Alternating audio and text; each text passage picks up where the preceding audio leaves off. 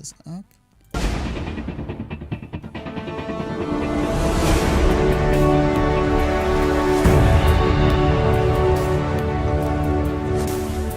Alright, guys.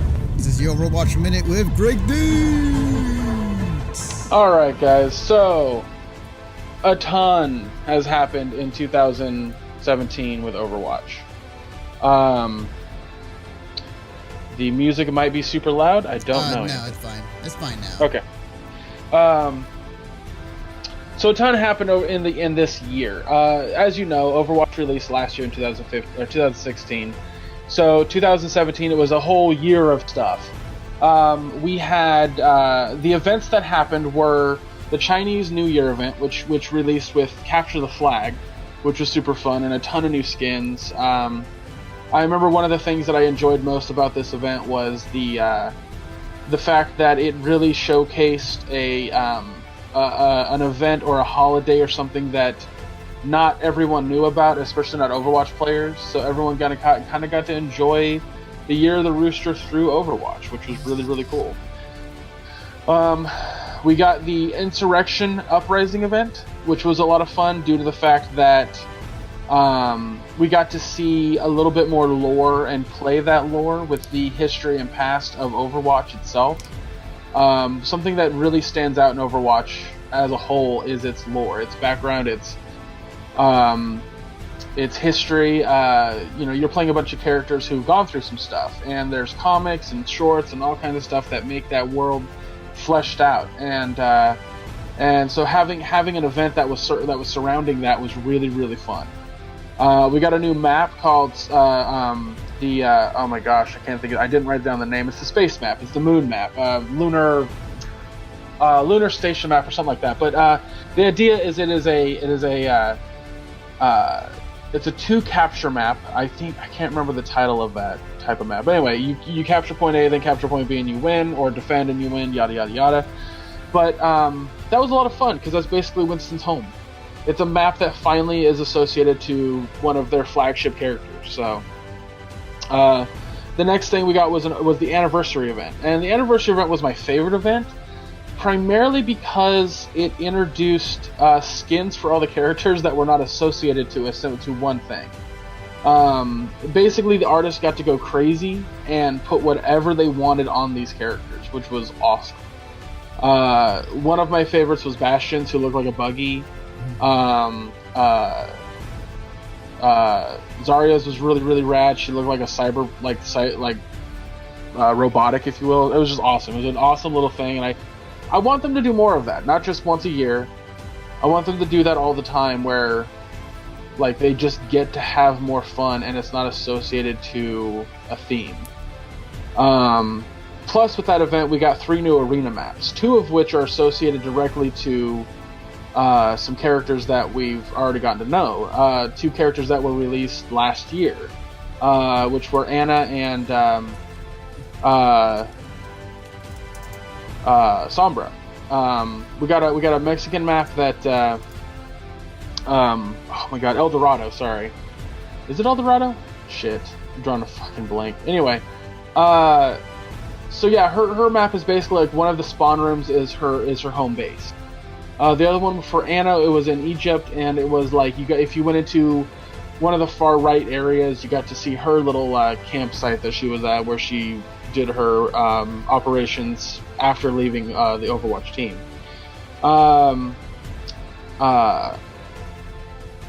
And then the third map was based on an area outside of Germany, outside of the Germany map, which released last year. But all the maps are designed for the 3v3 elimination.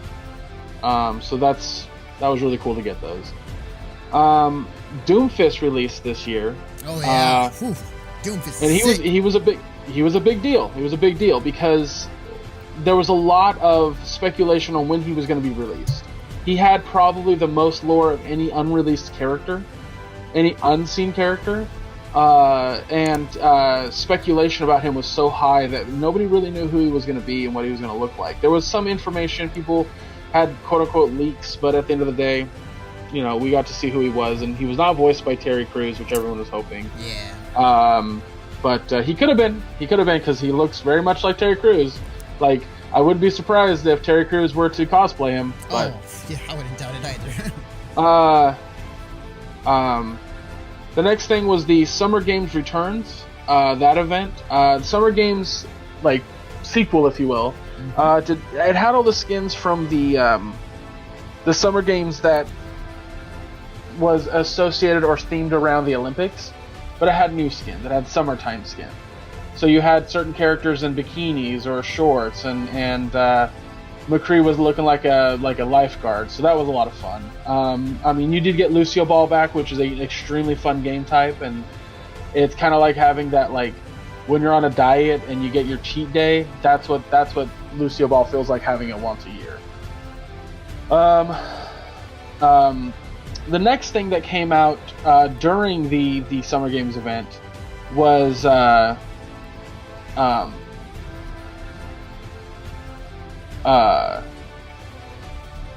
I was reading what Valer typed. Was a free-for-all game type. Basically, you go in. It's 7 other people, and it's just first person to 25 kills wins. They even released a new map, which is basically where Widowmaker lived.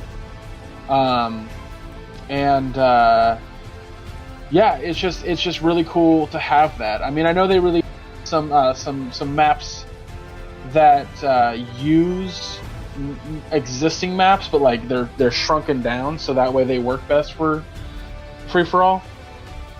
But yeah, no, that map is really cool to look at, and the game type is fun. The next thing was a new released map, which is Junkertown, which is currently playing on a continuous loop. Yeah. But Junkertown is a strictly a payload map. You just jump on the payload and it starts moving until you get it to its destination. Very similar to Route 66 or El Dorado. So, also throughout the year, and I didn't write them down in any order, so whatever. But we got a Junkrat Roadhog animation, which was yeah, that was good. Very cartoonish, very silly. Yeah, very Three Stooges-y, and it was great.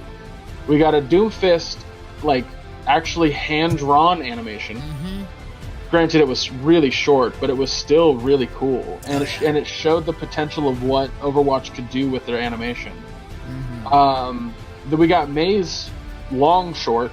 That thing was like 8 minutes long. Yes. It was like the Bastion one.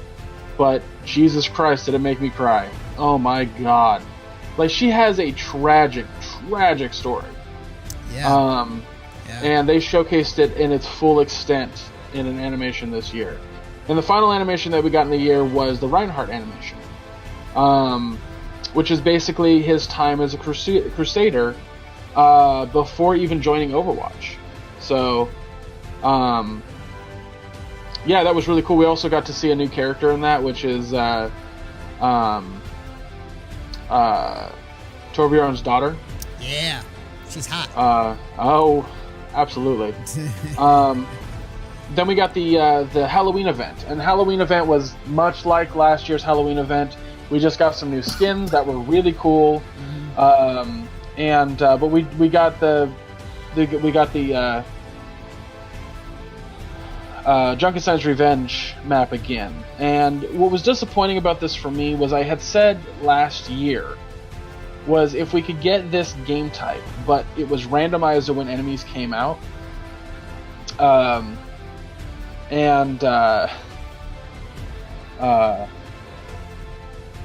Sorry.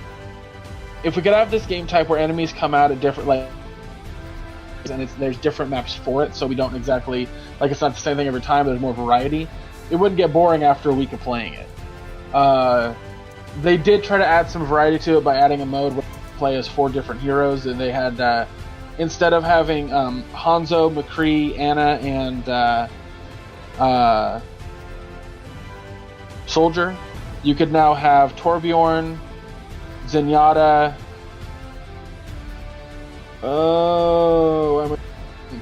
and 2 other heroes that I can't remember at the moment. But you could have 4 new heroes, is my point. And enjoying the event that way was super fun. But again, after a week, it gets boring because it's just the enemies come at the same spot. There's no difference. It's just the same thing. They did put an endless mode, which was okay, but Anyway, Halloween it was okay. Shortly after that, we got the Moira release. Moira being the brand new character. She is a support character. And she works for Talon. But she has a unique ability. Where Orisa is a tank who utilizes her like front shield to protect her teammates. She has a very strong gun and an ability that buffs everybody, so she's like a support tank, if you will. And Doomfist being like a frontline attacker, he rushes in and does as much chaos and damage as he can as an assault character. Moira is a support character, which was a relief because it's the first release of a support character we've had since Ana. And Moira can heal or do damage depending on which trigger you hit. But she can also throw these orbs out that will heal the team as it's passing them, or if she puts out the other one, it can damage the enemy team. And her ult is basically a giant Kamehameha. That if it passes through teammates, it heals them, and if it passes through enemies, it kills them. She is a yin-yang character, to say the least. Realistically, all the heroes are. Zenyatta and Ana kind of have the same thing, same idea, where they have an ability, and if it hits enemies or teammates, it heals or damages. But for her, she's a little different, and it's fun throwing those orbs, especially at shield enemies. Yeah, like if like a Reinhardt or a Orisa's there and you can't get through, you throw that damage orb. Or if somebody's in like a small room, you throw the damage orb so that way it bounces all the way in there and just keeps hurting them. Yeah. Like there's so many options to have with Moira that it's super fun. But yeah, I haven't gotten to play a ton. I need to get in there and play some more of her. But anyway, so moving on. During the BlizzCon event, they showed off the Blizzard World map, which is super fun. Basically, Blizzard exists within the Overwatch universe, and the only game that doesn't exist in the Overwatch universe is Overwatch.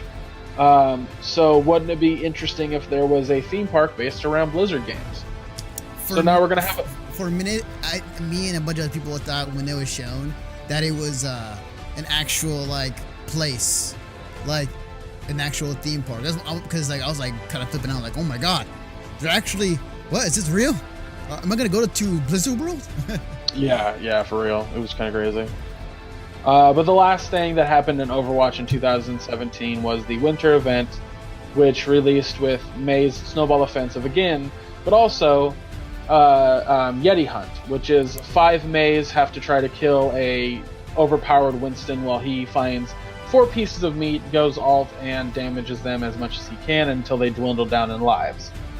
It's an okay game type, but it's not as serious as May's Snowball Offensive or as competitive in any way, shape, or form. So it's fun. I enjoy both, but I enjoy May's Snowball Offensive more. Also, there are a lot of really, really cool skins that came out this year. One of the ones that was probably the most noteworthy was Hanzo's, because during the Christmas event last year, there was a comic that came out that talked about all the characters and what they were doing during the holidays. And Hanzo's outfit in that short, or in that comic, people wanted in game. They finally released it. So people were very, very excited to get that skin, and then something was off about it, his facial hair color or something like that. So they had to do an update where it changed the color slightly to appease people, which I totally get. But yeah, guys, Overwatch for 2017 has been crazy. And if what Jeff Kaplan says is true, if they can stop dealing with trolls and dealing with assholes online, I'm gonna have a much bigger list for 2018. Yep. So I'm very, very much looking forward to the next year. Also, quick congratulations to South Korea. on winning the World Cup. The Oh World Cup? yeah. They won the World Cup for Overwatch. Yeah. They did. Okay, just want to double check on that. Yeah. All hell our South Korean overlords. Alrighty, so that's that. That's my Overwatch minute. All right, guys, that has been your last Overwatch minute for 2017 with Gregg Dietz. And I'll throw in there before we end it, my highlight of Overwatch for 2017 is getting an entire team kill when I was testing things out, and I just happened to hop on Overwatch, and I did that and recorded it. It was awesome. Yeah. Anyways, all right. So switch back to